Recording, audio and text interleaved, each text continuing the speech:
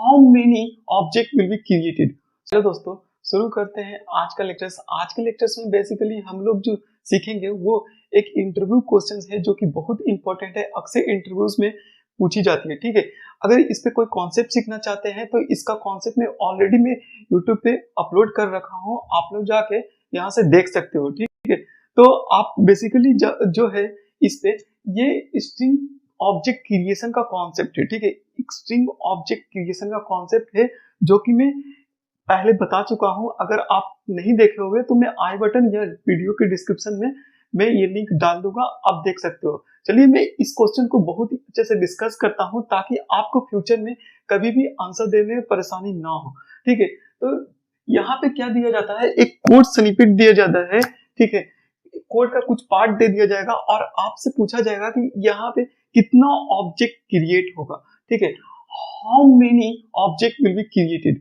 सो चलिए एक एक करके समझते हैं कि क्या है।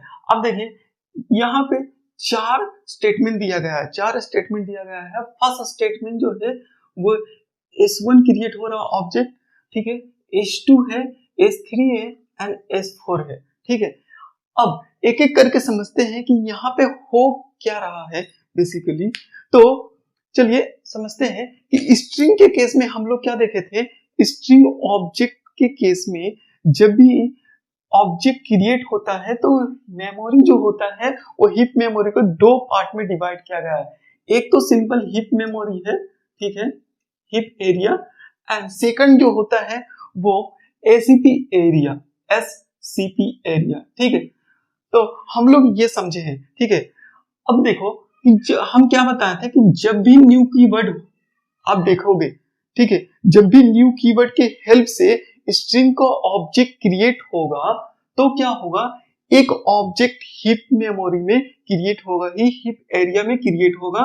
तो एक ऑब्जेक्ट क्रिएट हो गया, ठीक है, न्यू कीवर्ड के हेल्प से।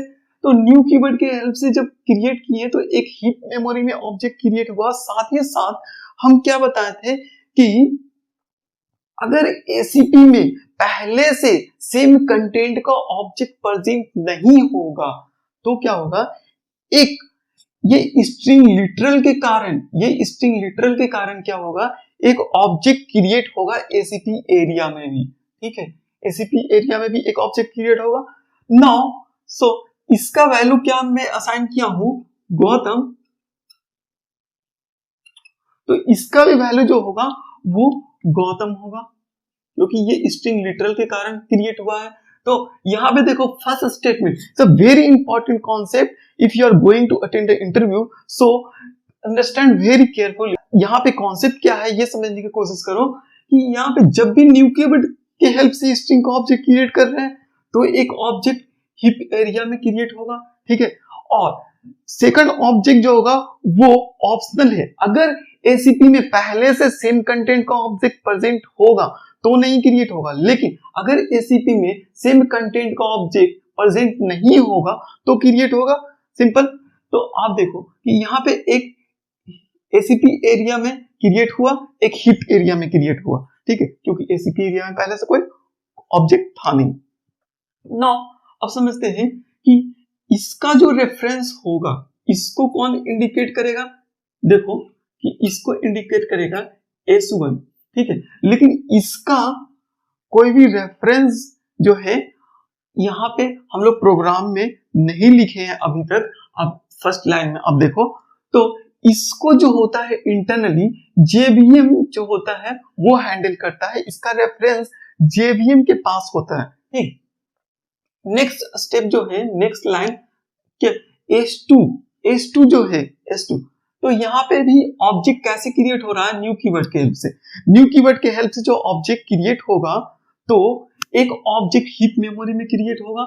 ये डिपेंड नहीं करता है कि हीप मेमोरी में पहले से ऑब्जेक्ट सेम कंटेंट का है या नहीं, एक ऑब्जेक्ट हीप मेमोरी में क्रिएट होगा ही होगा जब भी हम स्ट्रिंग को ऑब्जेक्ट न्यू कीवर्ड की हेल्प से क्रिएट करेंगे। तो एक ऑब्जेक्ट क्रिएट हो गया यहाँ हीप मेमोरी में और इसका भी कंटेंट क्या है, गौतम। ठीक है, क्योंकि मैं यहाँ पे इनिशियलाइज जो किया हूँ और गौतम से। ठीक है, स्ट्रिंग को। अब यहाँ पे आप देखो एसीपी एरिया में मैं क्या बताया था कि एसीपी एरिया में जब न्यू कीवर्ड के हेल्प से ऑब्जेक्ट क्रिएट कर रहे हैं तो ये ऑप्शनल होगा कि अगर पहले से ऑब्जेक्ट प्रेजेंट होगा एसीपी एरिया में सेम कंटेंट के साथ में तो क्या होगा, यहाँ पे ऑब्जेक्ट नहीं क्रिएट होगा। तो इस केस में देखो सेकंड स्टेटमेंट के लिए अब देखो सेकंड स्टेटमेंट के लिए क्या हुआ कि न्यू कीवर्ड के हेल्प से क्रिएट करे तो एक तो हीप मेमोरी में क्रिएट होगा, सेकंड क्या होगा एसीपी एरिया में क्रिएट होगा या नहीं होगा, नहीं होगा क्योंकि पहले से एक ऑब्जेक्ट प्रेजेंट है विद द सेम कंटेंट तो एसीपी एरिया में क्रिएट नहीं होगा। तो यहाँ पे और इसका जो रेफरेंस होगा ये S2 होगा, ठीक है, यहाँ पे जो भी हम रखें, ठीक है। अब थर्ड स्टेटमेंट पे देखते हैं कि थर्ड स्टेटमेंट में क्या होगा, S3 में हम क्या असाइन किए हैं, गौतम। ये यहाँ पे कोई भी न्यू कीवर्ड दिख रहा है नहीं, दैट मीन्स ये स्ट्रिंग लिटरल है। स्ट्रिंग लिटरल के केस में मैं क्या बताया था कि स्ट्रिंग लिटरल का ऑब्जेक्ट कहाँ क्रिएट होता है, एससीपी में क्रिएट होता है, स्ट्रिंग कांस्टेंट पूल में क्रिएट होता है। तो अब देखो कि स्ट्रिंग लिटरल के केस में मैं ये भी बताया था कि अगर एससीपी में पहले से कोई ऑब्जेक्ट होगा विद द सेम कंटेंट तो क्या करेगा, जेबीएम जो होगा इसको ही रेफरेंस जो होगा रिटर्न कर देगा, ठीक है। तो S3 जो होगा S3 कोई भी नया ऑब्जेक्ट नहीं क्रिएट होगा, इस कारण से ये इसी को इंडिकेट करेगा, इसी को पॉइंट आउट करेगा, ठीक है। तो ये S3 किसको पॉइंटिंग कर रहा है, गौतम ऑब्जेक्ट जो पहले से क्रिएट हुआ है फर्स्ट स्टेप में, ठीक है। तो यहाँ पे आपको समझ में आ रहा होगा कि कैसे ऑब्जेक्ट क्रिएट होता है, ठीक है। अब देखो S4 के केस में क्या होगा, S4 के केस में अब देखो कि यहाँ पे स्ट्रिंग लिटरल के हेल्प से ऑब्जेक्ट क्रिएट कर रहे हैं। स्ट्रिंग लिटरल के हेल्प से जब ऑब्जेक्ट क्रिएट करते हैं तो ऑब्जेक्ट कहाँ क्रिएट होता है, एसीपी में। कब क्रिएट होता है, जब पहले से कोई ऑब्जेक्ट क्रिएटेड नहीं हो एसीपी में तब। अगर पहले से ऑब्जेक्ट है तो जेबीएम क्या करेगा, इसी का रेफरेंस जो होगा उसी को रिटर्न कर देगा और ये S4 जो होगा वो किसको इंडिकेट करेगा, इसी को। तो आप देखो कि यहाँ पे टोटल ऑब्जेक्ट कितना क्रिएट हुआ है, 3, ठीक है, यहाँ पे, ठीक है, टोटल ऑब्जेक्ट 3। अब इसमें भी अगर हाई लेवल में जाएंगे तो ये पूछेगा कि एसीपी में कितना ऑब्जेक्ट क्रिएट हुआ एंड हीप मेमोरी में कितना ऑब्जेक्ट क्रिएट हुआ। तो अब देखो हीप मेमोरी में 2 ऑब्जेक्ट क्रिएट हुआ एंड एसीपी में 1 ऑब्जेक्ट क्रिएट हुआ, ठीक है। ये कॉन्सेप्ट आपको समझ में आया होगा। अगर अभी भी आपको कॉन्सेप्ट समझ में नहीं आया है तो मैं वीडियो के डिस्क्रिप्शन में आपको फिर से बता रहा हूँ कि आपको लिंक मिल जाएगा, उस पर आप कॉन्सेप्ट दे सकते हो, ठीक है। इस तरह का क्वेश्चन अक्सर इंटरव्यू में पूछा जाता है।